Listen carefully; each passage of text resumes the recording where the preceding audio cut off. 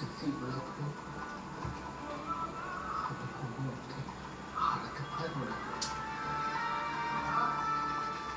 ও তোমরা, আরে নমস্কার নমস্কার, কেশকন্যার গল্পের একটি ভ্লগে তোমাদের সকলকে স্বাগত। অ্যাকচুয়ালি আমি টিভি দেখছিলাম,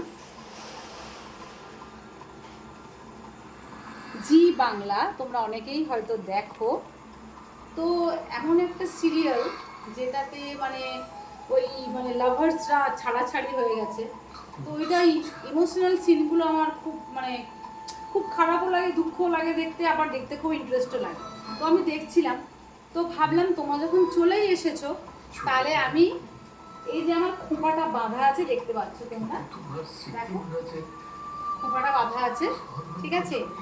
এবার এইটা যদি আমি একটা বান ড্রপ করি তাহলে কেমন দেখতে লাগবে চলো দেখি।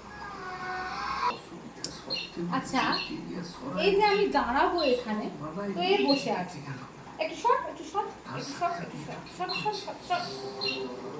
এরা হচ্ছে আমার পোষ্য, আমার ঘরে থাকে এবং একজন তো ওখানেই বসে আছে, দেখো তোমরা, দেখো কোথায় বসে আছে, দেখো বাইরের দিকে দেখছে, জানলার দিকে। আর এ না মাঝে মাঝে আসে, ঠিক আছে? ও মোটামুটি বসে আছে, একটু সর, একটু সাইড দে, একটু সাইড দে। চলো বন্ধুরা, চলে দেখি।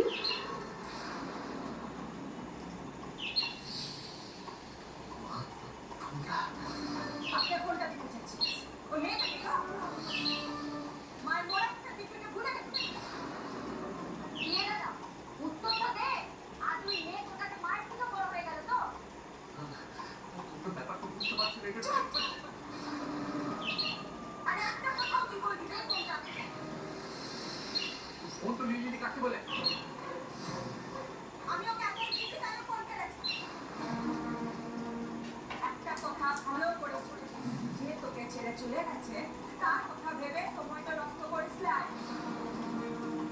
চন্দননগর অনেক দূরের পর, রাত 11টায় লগ্ন, এই দুপুর থাকতে বেরিয়ে পড়তে হবে বাবা। পুষ্প, ও পুষ্প, তাড়াতাড়ি আয়, দিকে হয়তো আসে গেছি। গরমটা সাইড আমাদের বৌমা কিন্তু সাক্ষাৎ লক্ষ্মী ঠাকুরের মতো হয়েছে। শুধু দেখতে হবে ওই ব্রহ্মচণ্ডী দিদির কোনো ছায়া, আমাদের গোপালের মনে যেন আর দেখো, কালকে হেয়ার ওয়াশ করেছি, ওই জন্য চুলটা আজকে আরো বেশি ভলিউমিনাস লাগছে। এমনিতে আমার চুল যথেষ্ট থিকই, আমি কিন্তু নিজে পুরো ঢাকা পড়ে যাই। দেখো, আমি কিন্তু আমার চুলে পুরো ঢাকা পড়ে গেছি, তাই না? কেমন লাগছিল বলো, কমেন্টে জানা। কিন্তু আমাকে টেনে এই চাপটা করে ফেলে